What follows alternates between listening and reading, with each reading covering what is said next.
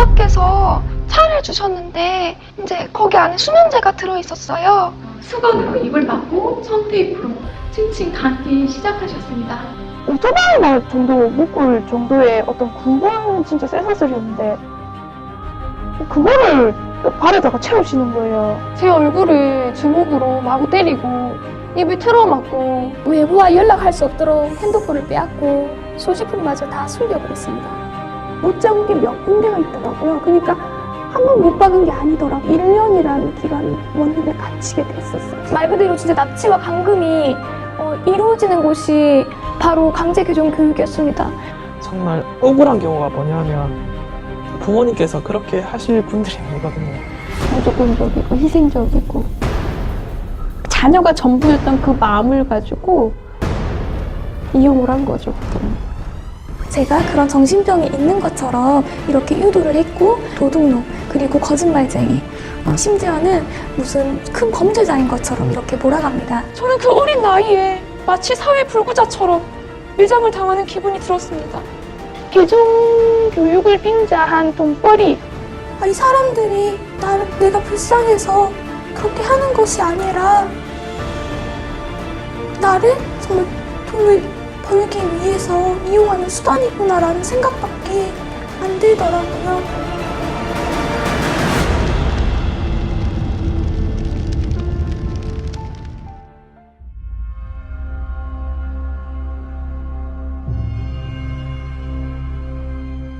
음식물에 수면제를 타셔서 저도 알지 못하게 먹고 잠이 들었는데 이제 어지러운 상태에서 눈을 뜨니까 이제 친척들이 저희 집에 와 있더라고요. 그래서 저는 이제 그곳에서 나가려고 시도를 하였지만 이미 몸은 제가 원하는 대로 이제 움직일 수 없었고 나가려고 했지만 이제 친척들과 부모님께서는 사주를 받아서 저에게 수갑을 채우시고 테이프로 입과 다리를 묶으셨고 이제 큰 여행용 가방에 저를 넣어서 이제 강제로 이동시키셨습니다. 이제 개존 목자가 자식이 마치 큰 정신병에 걸린 것처럼 그리고 정말 악독한 병에 걸린 것처럼 그렇게 부모님께 말을 하고 그 병은 나밖에 고칠 수 없다 이렇게 얘기를 하니까 그 순간 부모님은 개존 목자의 말을 들을 수밖에 없잖아요. 그래서 그렇게 좀 상식 밖의 그러한 일을 또 하신 것 같습니다. 개정교육이라는 것이 진짜 합법적이고 그렇다면 강제로 납치, 감금을 하여서 사람 불안하게 떨게 하면서 그렇게 이루어질 필요가 없겠죠. 부모님이 강제로 이제 뭐 옷을 벗겨서 무언가가 이제 핸드폰이라든지 뭐 연락할 수 있는 어떤 수단이 있는지를 막 다 점검하시고 막 수색 같은 것들을 다 하시고 그리고 이제 진짜 손도 안 대시고 진짜 매도 안 되시던 분이 온갖 폭언을 하시고 저희 부모님이 아닌 것 같았어요. 막상 아들을 꺼내기로 한 그 계획한 날이 다가오니까 그 전도사가 하는 말이 자기는 빠져야 되겠대요. 자기가 여기 끼면은 자기는 목회야 하는데 복귀하는데 무슨 문제가 생길 수가 있으니까 자기는 빠지겠다고 대신 경무원을 하나 사주겠다는 거예요. 그래갖고 그때 경무원을 사주더라고요. 어떤 사람은 뭐 수면제를 7알을 먹여가지고 성공을 했다고 하면서 아들한테 수면제를 너무 조금 먹인 거 아니냐. 더 많이 먹여갖고 이번에는 더 단단하게 해서 그 아이를 끌고 와라. 만약에 그쪽에 내가 끌고 오지 않으면 자기들이 우리 집으로까지 와서 해주겠다. 이렇게 얘기를 하더라고요.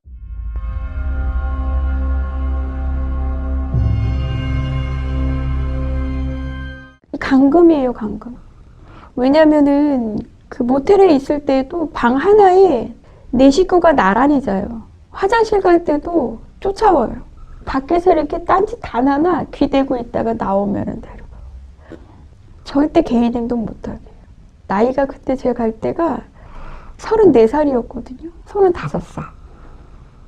성인 35살을 옆에서 이렇게 팔짱 끼고 다니고 핸드폰 뺏고 그리고 이제 화장실 갈 때도 쫓아다니고 일거수일투족을 감시를 받고 한다라는 건 상상도 할 수 없는 거.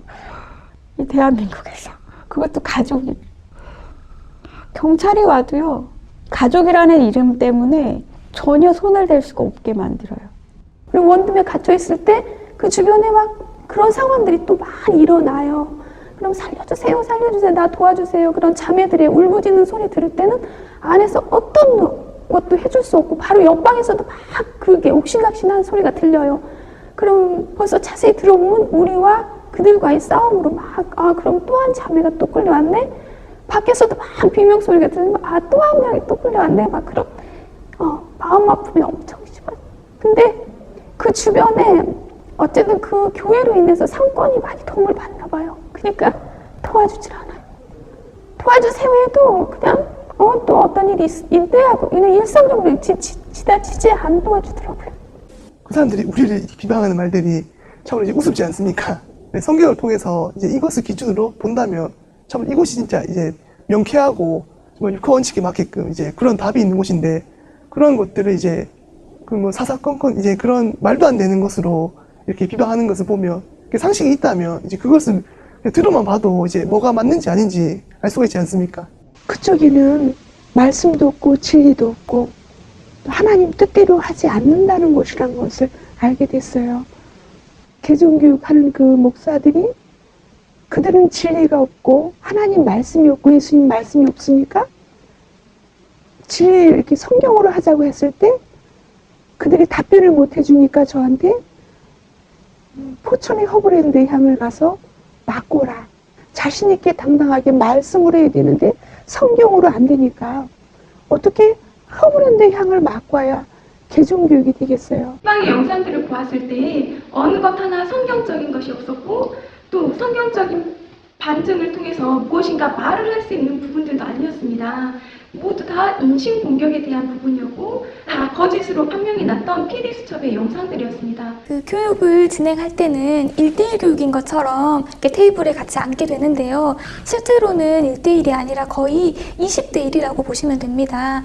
제 옆으로는 가족들이 같이 앉아 있고 그리고 뒤로는 적게는 5명, 많게는 10명이 넘게 이미 개종이 된 사람들이 앉아 있습니다.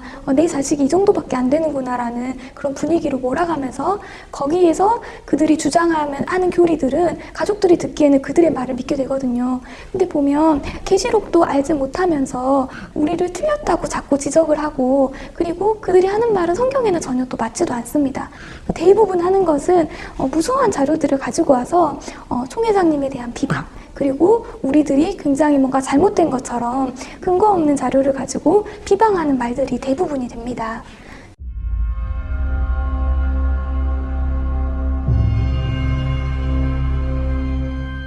개종교육이 시작되고 저는 황 목사에게 많은 질문을 던졌습니다. 그러나 황 목사는 답변하지 못했고 횡설수설했고 성경과 상관없는 과학 지식만 늘어놓고 나중엔 자신이 설명하지 못하는 부분들이 계속해서 생겨나고 그의 논리에서 오류가 나타나니 원리의 일정을 채우지 못하고 다른 약속이 생겼다면서 교육을 중단하고 가버렸습니다. 그의 무지함은 그 당시 보고 있었던 가족들이 더 잘 알 것입니다. 어린 아들도 그 목사의 말에 오류가 있다는 것을 알아들을 정도였으니 말입니다. 그리고 나중에 남편에게 들은 내용이지만 황 목사는 감사 헌금이라며 남편에게 개종교육 때마다 돈 봉투를 받았습니다. 말씀이라고 한두 줄 제대로 하지도 못하면서 무엇이 감사해서 헌금을 그 목사에게 줘야 하는지 헌금은 하나님께 드리는 예물이 아닌가요? 그런데 그 목사에게 감사 헌금이라니 기가 막혔습니다. 부모님께 정말 거액의 돈을 받고 모든 계획하에서 그들의 개종 교육을 진행을 합니다. 그래서 실제로 저는 미행부터 그 과정을 쭉 당했는데요. 그 미행부터 그 드는 돈 같은 것을 그들은 다 요구를 하고 부모님께 그런 것들을 다 지시를 내립니다. 개종 목사들은 강제 개종 교육에서 탈출한 사람이 고소를 하거나 법적으로 문제가 생겼을 때 아무런 정말 약점, 허점을 잡히지 않도록 가족을 방패막으로 삼는 그런 치졸한 방법을 쓰는 자들입니다. 목사라는 사람이 직접 교육을 하는 중간중간에 자주 방귀도 끼고 영상을 틀고는 대놓고 눈을 감고 잠을 자는 게 아니겠습니까? 아니 세상에 한 사람을 교육시키겠다고 하는 목사가 이런 태도를 보여도 되는 건지 교육을 시키겠다는 건지 뭐 하자는 건지 이런 모습들을 보니 목사 같지도 않았고 그 말을 들을 가치가 전혀 없겠다고 생각이 들었습니다. 게다가 점심시간만 되면 자기가 먹고 싶은 음식을 주문했습니다. 버젓이 왕처럼 앉아서 저희 부모님이 계산할 때까지 기다렸고 그것을 당연하다는 듯이 식사를 했습니다. 이렇게 바보같이 에게 순종해서 당하는 부모님이 너무 안타까웠고 답답하고 미칠 것만 같았습니다. 제가 그때 한 5일인가 굶었을 때 그 당시 저를 가르치겠다고 왔던 그 목사님이 제가 굶는 걸 다 보고 있었어요. 5일 동안 밥을 안 먹으면요 사람이 실신이 되더라고요. 그래서 이렇게 누워있어 앉아있을 힘도 없어요. 누워있는데 그 목사가 짜장면을 시키는 거예요, 제 앞에서. 그러더니 짜장면을 너무 맛있게 먹는 거예요. 저 모습을 정말 세상에 있는 모든 신앙하는 사람이 저 모습을 봐야 되는데 나 혼자 봐서 저걸 어떻게 하나, 제가 그 생각을 했어요. 그래서 지금도 대법원에 가면은 사건 조사한 그 한 사람 한 사람 다 불렀거든요. 정말 이 세상 사람들한테 그 조사했던 그 기록 하나하나, 그게 다 지금 은폐되어 있고 다 보관되어 있잖아요. 그걸 다 보여주고 싶어요. 거기 보면은 왜 굶겼는지 그 이유도 다 써 있어요. 너무 힘이 세니까 밥을 굶기면 힘이 없어서 우리가 시키는 대로 하겠구나. 그런 게 다 기록이 되어 있어요. 그걸 세상에 다 보여주고 싶어요.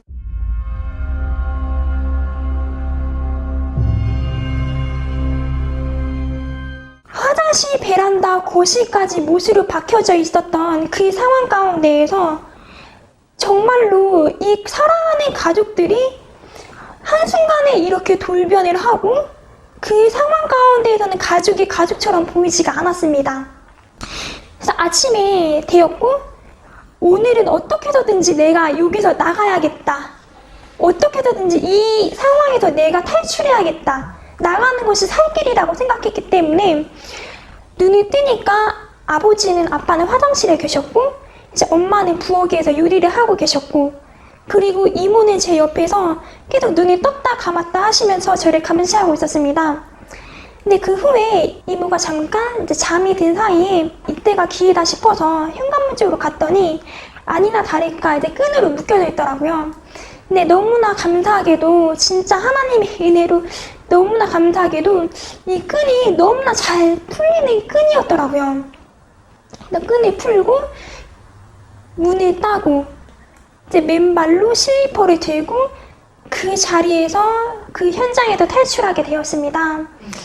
이것이 이제 첫 번째 사건이었고 이제 두 번째 사건은 집이 2층 집인데 이제 화장실에 사람 한 명 정도 나갈 수 있는 이제 공간이 창문이 있는데 이제 세면대를 올라가서 그 창문으로 나와서 이제 탈출을 하게 되었고 그때 당시에는 신발을 신을 수 있는 그 겨를이 없었고 어떻게든지 이 자리에서 나가야겠다라는 그 생각만 있었기 때문에 눈이 너무너무나 굉장히 많이 왔던 그 맨발로 차 도로변에 정말 미친 듯이 뛰었습니다.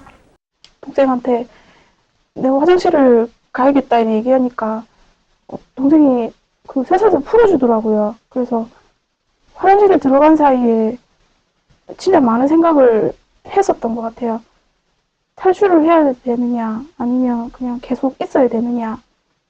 그래서 그 짧은 찰나에 생각을 했던 게 이 상황을 빨리 모면을 해야 되겠다 싶어서 그때 화장실 문을 열고 동생한테 옷을 좀 가져다 달라 이렇게 얘기를 해서 동생이 가지러 간 사이에 문을 열고 집을 탈출하게 되었습니다. 그래서 제가 달리기가 별로 안 빠르기 때문에 잡히게 되면 다시 쇠사슬을 차야 되는 그런 상황이 너무 싫었고 그렇기 때문에 어떻게든 제 입장에서는 필사적으로 도망을 가기 위해서 저희 집 아파트 앞동에 있는 그 집이었는데 어떤 아주머니가 문을 열고 집을 들어가시길래 저도 그냥 따라 들어가서 신발도 신지 못한 채로 살려달라고 이렇게 얘기를 했었습니다. 그래서 이 아주머니가 보고 너무 이상한 나머지 무슨 일이냐고 이제 물어봤었고 저는 발에 쇠사슬을 차고 있었고 납치를 당했었다 이렇게 얘기를 했었어요. 그래서 이 아주머니께서 경찰에 신고를 해주셨어요. 그 첫째 날에 제가 그 경찰한테 그 보호를 받지 못했던 그 경험이 있기 때문에 안 되겠다 싶어서 그냥 도망을 가려고 했는데 이 아주머니께서 아무래도 제가 좀 상황이 위급한 것 같고 보통이 아니다 싶으니까 저를 안 놔주시더라고요. 그때 당시만 해도 제가 집에서 있었던 일도 그렇고 너무 정신적인 충격이 커서 어떻게 더 이상 도망을 가고 내 상황을 어떻게 수습할 제가 처지가 전혀 아니었었기 때문에 그 경찰한테 그냥 제 있는 상황을 그대로 얘기할 수밖에 없었고 그래서 저는 다시 그 경찰에 의해서 저희 집 근처에 있는 이제 가게 되었는데 또 역시나 가족의 문제이기 때문에 대수롭지 않게 생각하고 저를 다시 집으로 돌려 보내겠다라고 이렇게 하시더라고요. 절대로 부모님과는 같이 가지는 않겠다라고 얘기를 했는데 이 경찰은 제가 집에 가고 난 뒤에 1시간 뒤에 저희 집에 오겠다. 그리고 휴대폰을 손에 꼭 가지고 있어라. 연락을 받아라. 라는 그 경찰의 약속을 받고 저는 또 부모님과 함께 집으로 갔었는데 부모님께서는 또다시 저를 쇠사슬로 채우셨고 오겠다는 경찰도 오지도 않고 집에 전화도 온 적이 없었습니다. 너가 여기서 이제 나갈 수 있는 방법은 전혀 없다고 하면서 문도 이미 잠금 장치가 다 되어 있었고 밖에서만 열릴 수 있는 문이었고 창문도 가장 눈에 띄는 큰 창문이 있었는데 그 창문을 열어 보여주면서 너 여기로 나갈 수도 없다.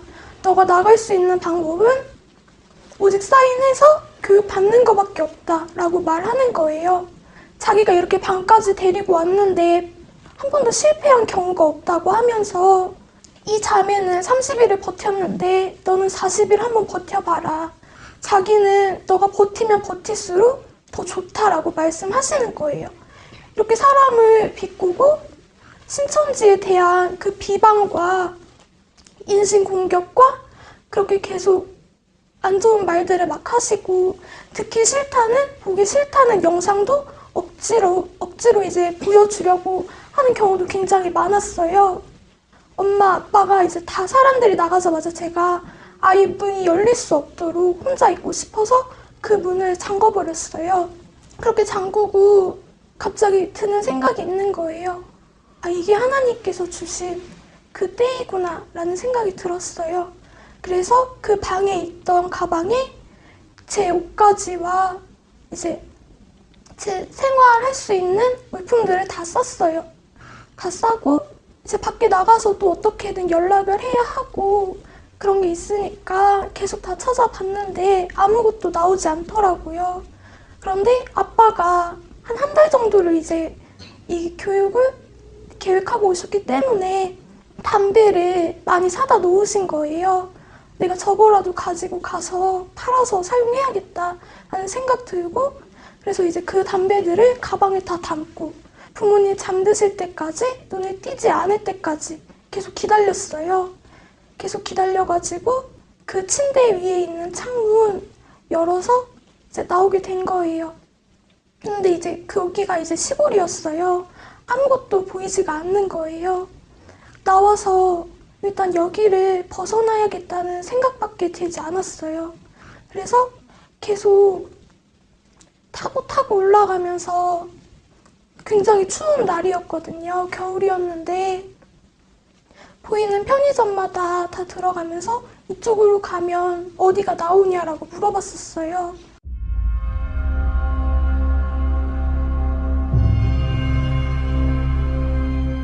그들이 행했던 비인격적인 행위들이 정말 너무 기억에 남습니다.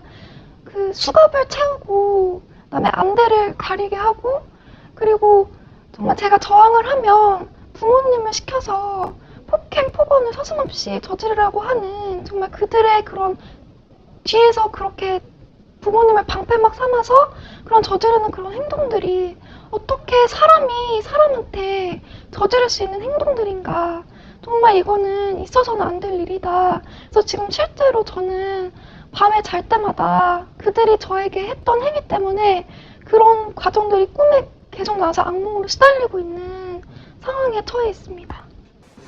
가족들이 난데없이 납치범으로 변하고 징역 2년에 벌금 500만 원의 그런 아주 중형에 해당하는 그런 일을 자행하고 있으면서도 그게 그렇게 나쁜 행위라는 것을 모를 정도로 이 개종 목자들이 상담을 하고 있다는 거예요. 극도의 그런 불안감을 조장을 해가지고 이렇게 한 가정을 파탄에 빠뜨리는 것, 그것이 개종 목자들이 하는 짓이라는 거예요.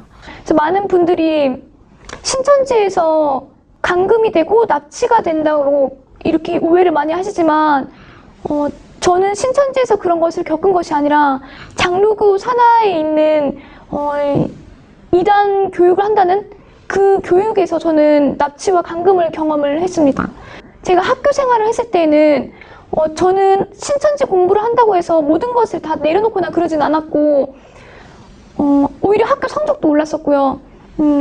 대인관계에서 뭔가 문제가 되는 것도 없었고 그런 모든 것이 또 가족들 간에 화평도 굉장히 유지가 되고 있었고 하지만 그 모든 것이 대인관계, 학업, 그리고 가족관계 그리고 저의 뭐 개인적인 성향까지 강제 개종 교육으로 인해서 모든 게 다 망가졌습니다.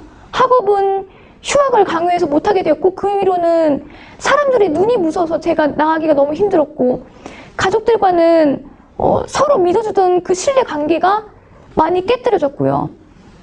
대인관계에서도 실제로 그런 트라우마가 많이 생겨서 사람을 믿는데 힘든 부분도 굉장히 많이 생겼습니다. 우리 가족은 정말 남부럽지 않은 화목한 가족이었는데 개종 목사들로 인해 서로를 불신하고 억압하는 가족으로 무너져버린 것입니다. 그 사실이 저를 가장 힘들게 했습니다. 또한 개종 목사의 지시로 같은 학교를 다니고 있던 지인들이 제가 이단 사이비에 빠졌다고 소문을 내어서 저는 정상적인 학교 생활도 인간관계도 지속할 수가 없게 되고 말았습니다. 저는 제가 앞으로 어떻게 살아야 될지 너무나도 막막해졌습니다. 어느 누구보다도 군대에 있을 때보다도 더 열심히 생활을 했었고 그래서 조금이나마 집에 도움을 주기 위해서 바쁜 학업 가운데도 사실 아르바이트를 2개를 했었거든요. 그래서 지원을 해드렸고 그런데 이렇게 일주일 동안 이렇게 강제로 교육을 받게 되었을 때 정말 어렵게 구한 직장이었는데 그 직장도 다 잘리게 되었고 부모님과의 관계도 많이 안 좋아진 상태였습니다. 그 당시 이제 상황 모든 이제 서류를 내 앞에 두고 그 많은 사람들이 전부 다 나에게 이제 이혼할 것을 이제 강제적으로 요구하더라고요. 가족이었던 목사인 고모부는 나에게 이혼하지 않으면 응하지 않으면은 엄청난 말을 하더라고. 그때 당시 진짜 내 몸을 갈기갈기 찢어서 뭐 길거리에 널어놓겠다는 그런 말을 하고 내 머리를 갈아서 뭐 먹어버리겠다는 그런 말을 하면서 나를 협박하더라고요. 세상 천지에 목사라는 사람이 말씀으로 나를 해유시킬 생각은 안 하고 그렇게 험악한 말을 하면서 협박을 할 수 있는 것인지 나는 그때 당시 너무너무 분통하고 정말 기가 막히더라고요. 또 계속적으로 감금하며 잠도 재우지 않고 말로 고문하는 상황이 너무나 견디기 힘들어서 나는 결국 이혼을 응하고 말았습니다. 그래서 남편의 가족들은 이제 너 갈 길 가라 하면서 나를 그 집에서 이제 내쫓았거든요. 나는 이제 신용불량자 상태에 옷 한 벌도 제대로 이제 입지 못하고 자녀들 얼굴도 보지 못한 데 이제 쫓겨났거든요. 신천지에 가면 이혼하고 가정이 피폐해지고 감금 폭행을 당한다고 하지만 우리 가족을 찍고 가정 파탄시킨 것은 그들이었습니다. 나를 감금하고 폭행한 것은 신천지가 아닌 그들이었습니다. 정말 여러분들의 자녀가, 친구가, 그리고 주변 사람이 진짜 그런 상황이 닥쳤을 때 진짜 그 사람이, 사랑하는 사람이 막 호소하는데 그 사람의 의견과 생각은 완전 깡그리 무시하고 그냥 지나가던 사람의 말을 듣고 당신 딸은, 당신 친구는 그냥 미친 사람이야. 그 사람은 진짜 돌았어 이렇게 얘기하는 거를 믿는 거랑 똑같다고 저는 생각이 들거든요. 그러면 그 사랑하는 사람이 어떠한 기분이겠어요? 어떠한 정말 감정이고 정말 어떠한 그런 어려움과 마음에 그거를 한번 생각해 주셨으면 좋겠어요. 진짜 그것이 아니라 그 정말 사랑한다면 그 사람의 말을 먼저 듣고 무엇이 맞는지 옳고 그른지 판단해야 되는 게 저는 먼저라고 생각하거든요. 과연 신천지가 어떤 것인지 본인들도 한번 와서 경험을 보라는 거예요. 경험해 봐야만 신천지가 세상이 말하는 저 흔히 말하는 교회 사람들이 말하는 그것이 아니라는 것을 알게 될 겁니다. 그래 제가 아무리 아니라고 해도 그걸 믿지 못한다는 사람들은 있을 거예요. 왜냐면 보지 않고 이야기한 건 그거는 그 사람이 진실된 마음이 없잖아요. 저는 와봤고 제가 그것을 확인했으니까 당당하게 이야기할 수 있는 겁니다. 네, 우리나라는 종교의 자유가 있는 나라입니다. 그럼에도 불구하고 강제적으로 개종교육을 하는 것은 엄연히 불법이고 범죄 행위입니다. 이들이 범죄 행위를 버젓이 몇 년 동안 해오면서 수천 명에 다다르는 피해자가 있는데요. 그렇게 할 수 있었던 이유는 직접적으로 나서지 않고 가족을 이용해서 감금하고 폭행하게 했기 때문입니다. 결국은 가정 파괴범까지 된 것입니다. 이런 가운데 그들이 또 그들의 그 범죄 사실을 숨기려고 언론을 이용해서 신천지를 불법적인 단체인 것처럼 포장해서 언론 플레이를 하고 있습니다. 우리는 국민들 입장에서 그들의 거짓말에 속을 것이 아니라 이 모든 사실을 바로 아는 것이 그들의 범죄 행위가 또다시 이루어지지 않게 하는 힘이 될 것이라고 생각합니다. 개종교육을 갔다 와서 저한테는 정말 전과 후는 정말 180도로 달라졌어요. 아주 안 좋게. 완전 인권 유린이잖아요. 그래서 이런 일이 이 시대에 일어난다는 게 너무 기가 막혔어요. 제 인생에 있어서는 아직까지 지울 수 없는 지옥과 같은 세상 누구라도 나와 같이 이러한 일을 당한다면 얼마나 억울하고 고통스럽지 않겠나요? 정말 이 대한민국 안에서 어떻게 이런 일이 있을 수 있을까. 대한민국 헌법 제10조 모든 국민은 인간으로서의 존엄과 가치를 가지며 행복을 추구할 권리를 가진다. 국가는 개인이 가지는 불가침의 기본적 인권을 확인하고 이를 보장할 의무를 진다. 제37조 제1항 국민의 자유와 권리는 헌법에 열거되지 아니한 이유로 경시되지 아니한다. 제12조 제1항 모든 국민은 신체의 자유를 가진다. 인간 존엄성과 국민의 자유가 보장된다는 대한민국에 사람이 동물보다 못한 취급을 받는 일이 어찌 허용될 수 있으며 왜 용인하고 있는가? 반인륜적, 부도덕적인 행위를 저질러 놓고 오히려 신천지의 죄를 뒤집어 씌우는 것이 어찌 사람의 도리라 할 수 있겠는가? 누가 이들의 상처와 억울함을 보상할 수 있는가? 강제 개종교육은 엄연히 대한민국 헌법을 정면 위반한 행위이며 반드시 근절되어야 한다.